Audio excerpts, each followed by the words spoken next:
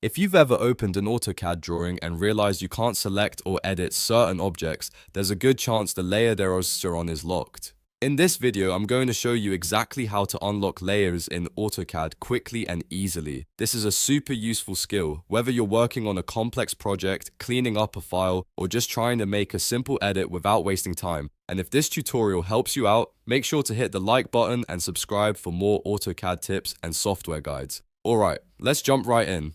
First, open your drawing in AutoCAD. This can be any file where you want to unlock a layer. Once your drawing is open, look at the top of the screen and go to the Home tab. The Home tab gives you access to many of the main tools you'll use while working in AutoCAD, including your layer controls. From there, click Layer Properties. This will open the Layer Properties Manager, which is where you can view, organize, and control all of the layers in your drawing. Inside the Layer Properties Manager, find the layer that is currently locked. Locked layers usually have a lock icon displayed next to them, so they're easy to identify once you know what to look for. If the layer has been restricted, you won't be able to make changes to objects on that layer until it's unlocked. To unlock it, simply click the lock icon next to the layer name. As soon as you click it, the layer will be unlocked, and you should now be able to edit the objects on that layer normally. This is a very small step, but it can save you a lot of frustration when you're trying to work efficiently in AutoCAD. If you need to unlock more than one layer, you can repeat the same process for each locked layer in the list. Once you're finished, close the Layer Properties Manager to return to your drawing workspace.